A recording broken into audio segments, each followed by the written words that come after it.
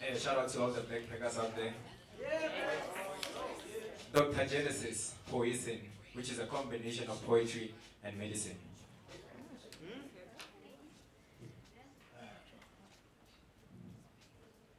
I've seen pipe dreams sprout into reality within my brother's veins. Burn the bridges turning into ashes. His flaming, dissolute body floating in a sea of hopelessness and hope, surrounded by the very thing that is supposed to save him or destroy him. I saw him wither like a flower growing beside the concrete, learning that aquifers are grounded and water is abounded by the scoliotic sky where space-time is kept by our existence. He sometimes plays the cardiologist because my mom's chest pains seem to disappear whenever he comes back home. But he is birthed in the midst of food anesthesiologist, makeshift pharmacist, those who sell pipe dreams for pyretic moments of neurotic energy. Call it Glitz cooked by Mary Jane.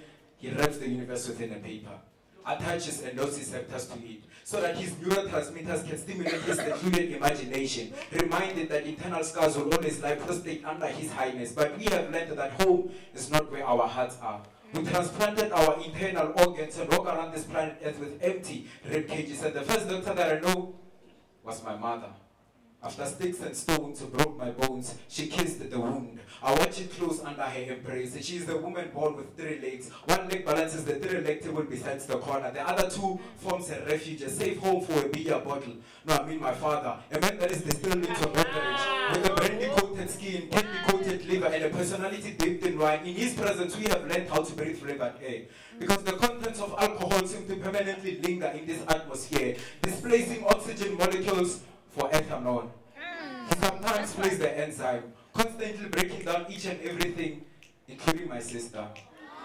But we are children raised by fetal alcohol syndrome. We are birthed from empty beer bottles, embryologically fed spirits and Xanax, puffed morphine through our umbilical cords, appropriated pain, punctuated our nociceptors with every opioid we take. In 2008, we witnessed the library burning.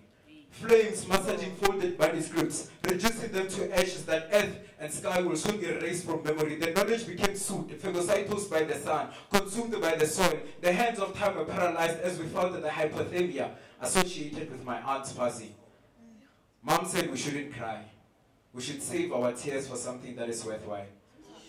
She looked at us and said, children, in this family we never weep for anyone who practices a different kind of medicine, especially one that includes concocting different plants to predetermine people's destinies, or using tools of sweeping as flying hoverboards. Our career advice included, you can be whatever you want. Godo, ungafani no-antu wakho. We became anything that we wanted. My sister chose to be an artist.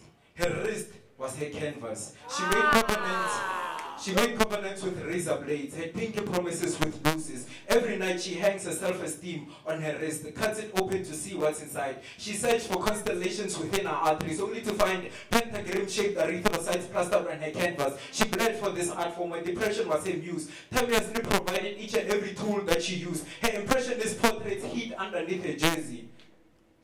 We are children, birthed by depression, grafted from a family tree branch, nestled under the struggle to live. In primary school, they asked what I wanted to be. I said a doctor.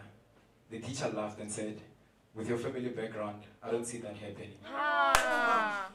And then she proceeded and said why. And then I told her that sometimes I have dreams of being an optometrist.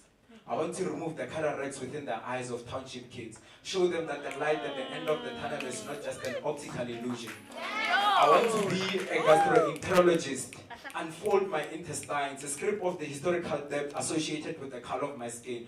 And for my father, I want to be a nurse.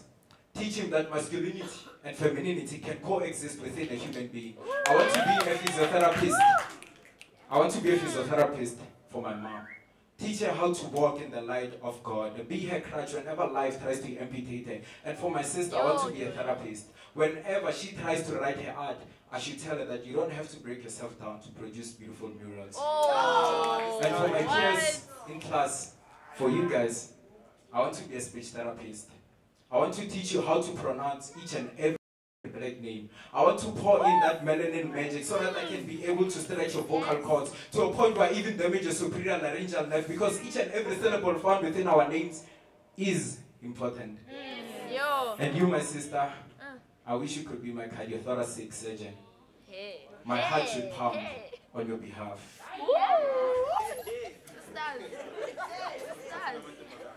So, and for you guys, the audience, I want to be a doctor. I want to fold and curl these words so that when I present them to you, even if you're going through a hard time, you can be able to heal. Because there's power within the words that we recite. Thank you.